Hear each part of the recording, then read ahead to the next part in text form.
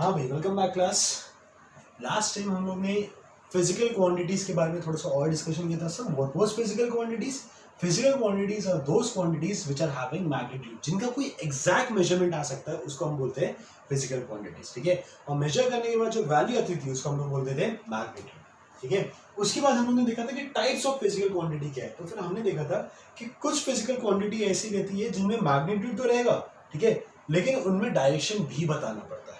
RES में जैसे कि फोर्स, मैं इधर घूसा मारूं उधर घूसा मारूं, कहाँ घूसा मारूं, ठीक है, 10 न्यूटन का मारने वाला होगा, मैंने बताया नहीं कहाँ मारने वाला, तो सारे बच्चे एकदम प्रोन एरिया में। ठीक है, नहीं बच्चों को नहीं मारते, गंदी बात। फिलहाल हाँ, तो फिजिकल क्वांटिटीज हमने देखा था कि दो टाइप थी। ऐसी फिजिकल क्वांटिटीज जिसमें डायरेक्शन का रिक्वायरमेंट होता है, ऐसी फिजिकल क्वांटिटीज जिसमें डायरेक्शन का कोई रिक्वायरमेंट नहीं होता। समझ में आ रही बात? ऐसी फिजिकल क्वांटिटीज जिसमें डायरेक्शन का कोई रिक्वायरमेंट नहीं होता, उसको हम लोगों ने क्या बोला था? Scalar physical quantity. ठीक है, सबसे पहली बात, फिजिकल क्वांटिटी मतलब कुछ वैल्यू आई होंगी मेजर करके, उस वैल्यू को अपन लोग क्या बोलते हैं? मैग्नीट्यूड। मतलब जो भी क्वांटिटी फिजिकल क्वांटिटी है उसके पास मैग्नीट्यूड तो रहेगा ही रहेगा, पक्की बात। उसके बाद हमने इसको दो टाइप में देखा था। ऐसी फिजिकल क्वांटिटी जिसके पास मैग्नीट्यूड है लेकिन no requirement of direction, those are known as scalar physical quantities. कौन सी physical quantity? Scalar physical quantity. For example sir हम लोग ने क्या देखा था? मास। हमारी बात, यहां से मास को चला गया, वहां मास को चला गया, ऐसा थोड़ी ना होता है सर। मास पूरे ऑब्जेक्ट का एक कंप्लीट रहता है, उसमें डायरेक्शन की बताने की कोई जरूरत नहीं है। हमारी बात ठीक है, बहुत बढ़िया। उसके बाद physical quantities having magnitude and also direction. आरईएस में physical quantity having magnitude as well as direction, उसको हम लोगों ने कितने टाइप में डिवाइड किया था? फिर से दो टाइप में डिवाइड किया। ठीक है, अब क्यों के डिवाइड किया, मतलब कुछ डिफरेंस तो था सर। ठीक है, एक को कहलाते थे वेक्टर फिजिकल क्वांटिटी, एक को अपन लोग कहलाते थे टेंसर फिजिकल क्वांटिटी। समझ में आ रही बात? ठीक है, जैसे कि एग्जांपल देता हूं, मान के चलो मैंने यहाँ पे फोर्स लगाया है 10 मीटर, ठीक है, इस पॉइंट पे, और इस पॉइंट से यहां से भी फोर्स लगाया है 10 मीटर। ठीक है, तो यहां से 10 न्यूटन, यहां से 10 न्यूटन, क्या वो पॉइंट मूव कर पाएगा? क्या नहीं मूव कर पाएगा। तो उसमें मेरे पास नेट फोर्स कितना हो गया? 0। समझ में आ रही बात? ऑन दी अदर हैंड, अगर मैंने वो दोनों 10 फोर्स न्यूटन जो हुआ अगर एक ही डायरेक्शन में लगाया होता तो मेरे पास टोटल कितना हो जाता था? 20 न्यूटन। इसका मतलब जब मैं फोर्स की बात कर रहा हूं, किसकी बात कर रहा हूं? फोर्स की जब मैं बात करूं, तो फोर्स का रिजल्टेंट कितना आएगा, दो फोर्स का रिजल्ट कितना आएगा, वो इस बात पे भी डिपेंड कर रहा है कि वो फोर्स किस डायरेक्शन पे लग रहा है, वो फोर्स किस डायरेक्शन पे लग रहा है। समझ में आ रही बात? ठीक है, तो दो फोर्सेस का रिजल्टेंट मान के चलो F1, this is F2, this is F1, this is F2। तो दो फोर्सेस का रिजल्ट कितना आएगा कि अगर वो डायरेक्शन पे भी डिपेंड करता है तो उसको अपन लोग बोलते हैं वेक्टर फिजिकल क्वांटिटी। उसको हम लोग क्या बोलते हैं? Vector physical quantity. समझ में आ रही बात? ठीक है, क्या मैग्नीट्यूड है सर, क्या डायरेक्शन है सर। समझ में आ रही बात? और उनका क्या एडिशन मेरे पास डायरेक्शन पे डिपेंड करता है, उसको अपन लोग बोलते हैं वेक्टर फिजिकल क्वांटिटी। ये जो डायरेक्शन पे डिपेंडेंट ऐड जो हम लोग कर रहे हैं ना, डायरेक्शन पे डिपेंड करने के हिसाब से जो ऐड कर रहे हैं, इसी को बोलते हैं वेक्टर लॉ ऑफ एडिशन। इसको क्या बोलते हैं? Vector law of addition. जब आपको 1+2 करने के लिए मैंने बोला था बचपन में, जब हमने पढ़ा था, जब छोटे छोटे बच्चे थे, तो 1+2 3 आता था।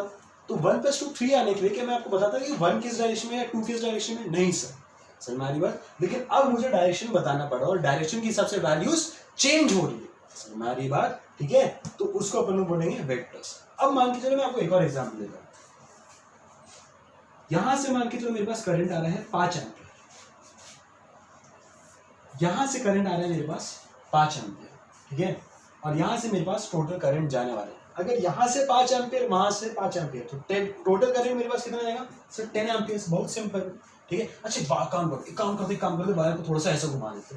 अरे सर क्या सर, अगर वायर को आप ऐसे रखो या ऐसे घुमा दो, जितना करंट आएगा उतना ही तो करंट जाएगा। आ रही ना बस में? तो क्या मेरे पास 5 और 5 का हमेशा जो टोटल रहेगा वो 10 एम्पियर रहेगा। वैसे एक बात देखो, जब मैं करंट की बात करूं, क्या इसके पास मैग्नीट्यूड है सर? क्या इसके पास डायरेक्शन भी है सर? लेकिन क्या इनका एडिशन डायरेक्शन पे डिपेंड कर रहा है क्या? नहीं सर, इनका एडिशन हमेशा सेम वैल्यू देगा इररिस्पेक्टिव ऑफ डायरेक्शन। तो ऐसी physical quantity having magnitude, having direction, but उनका एडिशन डायरेक्शन पे डिपेंड नहीं करेगा, those are known as tensors. हमारी बात, तो physical quantity having magnitude, having direction and their sum depends on direction, and their sum depends on direction, those are known as vector physical quantity. For example, force. और ये जो dependent on direction वाला जो addition होता है ना, इसी को अपन लोग वेक्टर लॉ ऑफ एडिशन बोलेंगे आगे जाके। ये अरे सर बस ये इतना सब तो चीज नहीं सर। देखो उसके बाद physical quantity having magnitude having direction but this sum does not depend on direction. This sum does not depend on direction are known as tensor physical quantity. For example, electric current.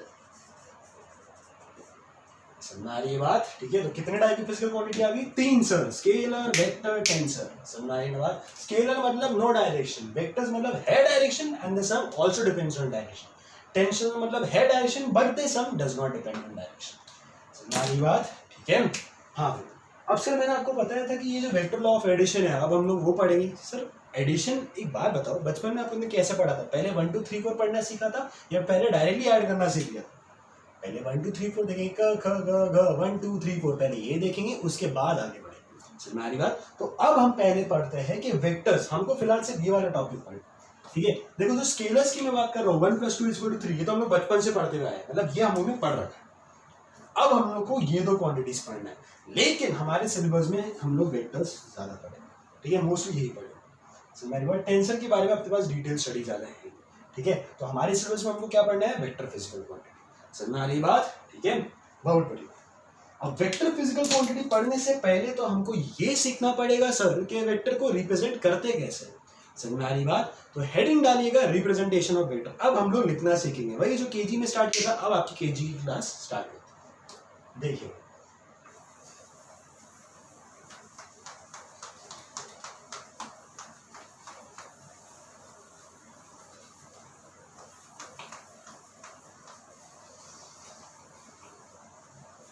Heading डालिएगा representation of vectors. आज की class में हम ये पढ़ेंगे।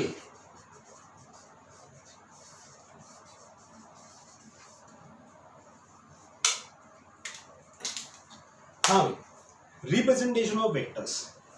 हमारे पास 2 type of representation of vectors होते हैं। एक को अपन लोग बोलेंगे एनालिटिकल रिप्रेजेंटेशन ऑफ वेक्टर्स और दूसरे को अपन लोग बोलेंगे ग्राफिकल रिप्रेजेंटेशन ऑफ वेक्टर्स। देखो भाई होता क्या है, ठीक है? तो रिप्रेजेंटेशन ऑफ वेक्टर्स मतलब वेक्टर्स को लिखते कैसे। समझ में बात? वेक्टर को अपन लोग लिखेंगे कैसे, उसको लिखने के 2 तरीके रहेंगे। एक तो रहेंगे एनालिटिकल मेथड और एक और को बोलेंगे अपन लोग ग्राफिकल मेथड। देखिए एनालिटिकल मेथड मतलब क्या होता है कि वेक्टर्स को इन टर्म्स ऑफ वेरिएबल हम लोग कैसे लिखते हैं, वेक्टर्स को इन टर्म्स ऑफ वेरिएबल कैसे लिखते हैं। और ग्राफिकल मेथड ये नहीं कि भाई साहब बना लिया एक्स एक्सिस, बना लिया वाई एक्सिस और उसके बाद ड्रॉ करने बैठ गए। नहीं नहीं बेटा, वो वाला ग्राफ नहीं है। ग्राफिकल मेथड उसको हम लोग ड्रॉ करके शो करेंगे। तुम्हारी बात, जैसे याद करो मैंने फोर्स को शो किया था ड्रॉ करके, दैट वाज ग्राफिकल मेथड। तुम्हारी बात, लेकिन अगर हमको ड्रॉ नहीं करना है, हमको सिर्फ उसको लिखना है। तुम्हारी बात, इतने बड़े बड़े बड़े पेंटिंग कहाँ करते रहोगे। हमारी बात, इतने बड़े तो आर्टिस्ट है नहीं हम लोग। अगर हम लोग उसको सिंपल लिखना है तो उसको हम लोग लिखेंगे एनालिटिकल मेथड्स। ठीक है, तो एनालिटिकल मेथड मतलब वेक्टर का representation in terms of variable. किसी भी वेक्टर को, ठीक है, मान के चलो मुझे लिखना है कि मेरे पास एक वेक्टर है ए वेक्टर। समझ में आ रही बात? ए वेक्टर, तो ए वेक्टर को हम लोग लिखते हैं ऐसे, ए एरो। ठीक है, इसको हम लोग रीड करते हैं ए बार। क्या रीड करते हैं हम लोग इसको? ए बार। ए डंडा नहीं, ए बार। समझ में आ रही बात? ठीक है, vector can be represented as a bar. अगर हम लोग को ए वेक्टर लिखना था तो उसको ए बार लिखेंगे, अगर बी वेक्टर लिखना था तो उसको हम लोग लिखेंगे बी बार। समझ में आ रही बात? अब सर स्मॉल लेटर्स यूज करते हैं क्या? ऐसा जरूरी नहीं, यूजुअली स्मॉल लेटर्स यूज करते हैं, लेकिन हम लोग कैपिटल लेटर्स भी यूज कर सकते हैं। समझ में आ रही ना बात? ठीक है, अब सुनो, जब वेरिएबल जो लिखा है, वेरिएबल मतलब क्या? कोई ऐसी चीज जो कोई भी वैल्यू ले सकता है आदिवास में। ठीक है, तो वैल्यू मतलब जो मेजर करने के बाद आंसर आने वाला है वो वाली वैल्यू, और मेजर करने के बाद जो चीज आती है उसको अपन लोग क्या बोलते हैं? मैग्नीट्यूड। इसका मतलब अगर मैंने वेरिएबल ए लिखा है तो ये वेरिएबल बता रहा है कि इसके पास कुछ ना कुछ मैग्नीट्यूड है, एरो बता रहा है कि इसके पास कुछ ना कुछ डायरेक्शन है। तो मैग्नीट्यूड और डायरेक्शन मतलब वेक्टर फिजिकल क्वांटिटी। समझ में आ रही बात? ठीक है, बाद में ऐड करने की बात तो अलग हो गई, लेकिन जब मैं सिर्फ वेरिएबल लिख रहा हूँ मतलब मैग्नीट्यूड है, ये लिख रहा हूँ मतलब डायरेक्शन। तो अगर मैंने सिर्फ ए लिखा था, अगर मान के चलो मैंने सिर्फ ए लिखा होता, इसका क्या मतलब होता सर? यहाँ पे क्या होता रहता है कि वेरिएबल मतलब मैग्नीट्यूड, एरो मतलब डायरेक्शन। यहाँ पे सिर्फ वेरिएबल मतलब मैग्नीट्यूड। क्या ऊपर कोई एरो दिया है? नहीं सर। मतलब कोई डायरेक्शन है क्या? नहीं सर। अगर कोई डायरेक्शन नहीं, मतलब कौन सी quantity? Physical, sorry scalar physical quantity. मतलब स्केलर्स को हम लोग ऐसा रिप्रेजेंट करते हैं इन टर्म्स ऑफ वेरिएबल। अगर उससे हमको एक वेक्टर रिप्रेजेंट करना होता है तो उसके ऊपर हम लोग एक एरो लगा देते हैं। एरो मुझे बताता है कि उसके पास कुछ डायरेक्शन है, इसका ये मतलब नहीं कि उसके पास राइट डायरेक्शन है। फिर तो अगर मुझे ऊपर जाना होता तो मैं ए ऐसा लिखता था। भाई कौन इधर उधर उधर एंगल बना के लिखते जाता। फिर तो हम लोग को कंपास लेके बैठना पड़ता कि भाई कौन सा एंगल आ रहा है, 45, 60, 30। हमारी बात, इतना तामझाम नहीं करते हम लोग, बस उसको लिखते हैं ए बार।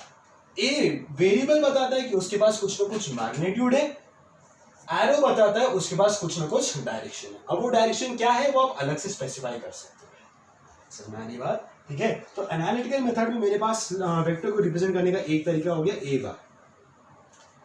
समझ में आनी बात? एक और तरीका हम लोग यूज करते हैं बोल्ड ए।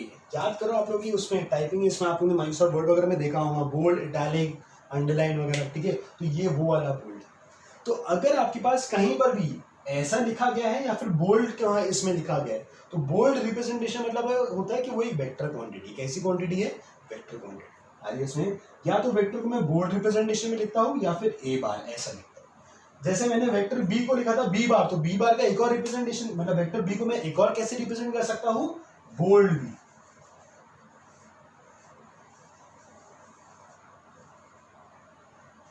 हमारी ये बात ठीक है। So this is the analytical method of vector representation. समझ में आ रही है बात? ठीक है। अब मान के चलो मुझे पूरे वेक्टर की बात नहीं करना है, मुझे सिर्फ ये देखना है कि वेक्टर का मैग्नीट्यूड कितना है, कि वेक्टर का मैग्नीट्यूड कितना है, मुझे उसका डायरेक्शन नहीं देखना है। तो अगर मुझे सिर्फ वेक्टर का मैग्नीट्यूड देखना है, सिर्फ मैग्नीट्यूड, ठीक है, दिस इज होल वेक्टर। अगर मुझे उसका सिर्फ मैग्नीट्यूड देखना है तो सिर्फ मैग्नीट्यूड के लिए मैंने आपको क्या बताया था कि ए बताता है मैग्नीट्यूड, बार बताता है डायरेक्शन। अगर सिर्फ मैग्नीट्यूड देखते हैं तो आप क्या करोगे? बार हटा दो सिर्फ। ठीक है। तो अगर मुझे सिर्फ मैग्नीट्यूड की बात करना तो मैं उसको ए लिख सकता हूं, या फिर एक और रिप्रेजेंटेशन देते हैं मॉड ए। ठीक है, ये मॉड साइन याद है, प्लस माइनस हटा देते हैं। और प्लस माइनस बताता क्या है कि प्लस पॉजिटिव डायरेक्शन में, माइनस होना नेगेटिव डायरेक्शन। ठीक है, तो प्लस माइनस साइन हटाने का फिजिक्स में मतलब होता है कि आप उसके सिर्फ मैग्नीट्यूड देख रहे हो, डायरेक्शन नहीं देख रहे। ठीक है, तो अगर मुझे सिर्फ मैग्नीट्यूड की बात करना है तो मैं उसको सिंपल ए या फिर मॉड ए वेक्टर लिख सकता हूं। समझ आ रही बात? तो analytical method of vector representation hopefully clear है। ठीक है, या तो वेक्टर को मैं ए बार, इसको क्या पढ़ते हैं? ए बार ऐसे लिख सकता हूं, या फिर इसको लिख सकता हूं मैं बोल्ड ए। अगर सिर्फ मैग्नीट्यूड की बात करना है तो इसको मैं सिंपल ए लिखूंगा या फिर मॉड ए वेक्टर। अगर सिर्फ डायरेक्शन की बात करना है वो आगे पढ़ेंगे सर, समझ आने के बाद धीरे धीरे आएंगी वो सारी चीजें। बहुत बढ़िया। ठीक है, अब वैसे एनालिटिकल मेथड में एक और रिप्रेजेंटेशन आएगा, लेकिन वो मैं आपको ग्राफिकल के बाद बताऊंगा। ठीक है, फिलहाल इतना समझ में आ गया। अब बात करते हैं ग्राफिकल रिप्रेजेंटेशन। सुनिए भाई, जब मैं बात करता हूं ग्राफिकल रिप्रेजेंटेशन ऑफ वेक्टर, ठीक है, तो ग्राफिकल रिप्रेजेंटेशन ऑफ वेक्टर मतलब जब मैं वेक्टर को ड्रॉ करके शो करता हूं। समझ में आ रही बात? ठीक है, तो मान के चलो मेरे पास एक वेक्टर है ऐसा। समझ में आ रही बात? तो किसी भी वेक्टर को ग्राफिकली मैं एक एरो से ड्रॉ करके शो करता हूँ। किससे ड्रॉ करके शो करता हूँ? एरो से, या फिर एक लाइन रे जिसको अपन लोग बोलते हैं। ठीक है, बस वो एक्सटेंड नहीं हो रही, वो यहीं पे आके रुक गई है। समझ ना बात? ठीक है, तो और सिंपल टर्म्स में बोलूंगा किसी भी वेक्टर को ग्राफिकली मैं एक एरो के टर्म्स में, तीर के टर्म्स में शो कर सकता हूँ। समझ ना बात? ठीक है, उसमें आप देखो कुछ कुछ पॉइंट्स है नोट करने वाले हैं। रे में मुझे ये क्या बताता था? रे में बताता था कि जहां से मेरे पास रे स्टार्ट हो रही है, और ये बता रहा है कि जहां पे रे एक्सटेंड हो रही है। फिलहाल एक्सटेंड नहीं हो रही, फिलहाल रे यहां तक ही है। ठीक है, तो वेक्टर के हिसाब से उसका क्या सेंस आता है? This is known as starting point. This is known as starting point. तो भाई साहब ये क्या होगा सर? बहुत कमाल की चीज, एंडिंग पॉइंट। समझ आ रही बात? ठीक है, एक और चीज बोलते हैं, स्टार्टिंग पॉइंट को एक दूसरा नाम दिया गया है जिसको अपन लोग बोलते हैं टेल, पूंछ। ठीक है, अगर ये टेल है तो भाई आगे क्या होता है? हेड। समझ आ रही है बात? ठीक है, तो इसको स्टार्टिंग पॉइंट या टेल बोल सकते हैं अपन लोग, इसको एंडिंग पॉइंट या फिर हेड बोल सकते हैं। आ रही है उसमें? ठीक है, अब कुछ चीजें और सुनो। क्या सर? ये जो मेरे पास एरो की जो लेंथ रहती है, एरो की लेंथ, जो एरो की जो लेंथ रहती है, it represents magnitude of vector, magnitude of vector. समझ आ रही बात? मतलब अगर ज्यादा लेंथ है तो मैग्नीट्यूड ज्यादा था, अगर छोटी लेंथ है मतलब मैग्नीट्यूड छोटा था। ठीक है, जैसे हम लोग ग्राफ ड्रॉ करते हुए बता देते हैं कि 1 unit is equal to so much rupees, या फिर मान के चलो मैंने बोल दिया 1 unit is equal to 5 centimetre, तो अगर ये 5 यूनिट है मतलब वो कितना हो जाएगा मेरे पास 25 सेंटीमीटर। समझ आ रही बात? ठीक है, तो इसकी लेंथ के हिसाब से हम लोग बताते हैं कि मैग्नीट्यूड ऑफ वेक्टर कितना था। समझ आ रही बात? ये तो एक बात हो गई। दूसरी बात, direction of arrow, it represents actual direction of vector, it represents actual direction of vector। अब सर ये कमाल की बात है, क्या सर मैं आपको समझाता हूं। जब मैं उसको एनालिटिकल मेथड में लिख रहा था तो यहाँ पे मैं एक्चुअल डायरेक्शन शो कर देता, ये बस एरो ऐसी शो कर देता कि कुछ डायरेक्शन होगी, और उसका एक्चुअल डायरेक्शन मुझे बताना पड़ता, मान के चलो नॉर्थ। हमारी बात, तो एनालिटिकल मेथड में मुझे वेक्टर रिप्रेजेंट करना है, उसके बाद एक्चुअल डायरेक्शन अलग से शो करना पड़ेगा। लेकिन जब मैं ग्राफिकल रिप्रेजेंटेशन कर रहा हूं तो ग्राफिकल रिप्रेजेंटेशन में मैं एक्चुअल डायरेक्शन वैसे ही शो कर सकता हूं, डायरेक्टली शो कर सकता हूं, अलग से नहीं लिखना पड़ेगा मुझे।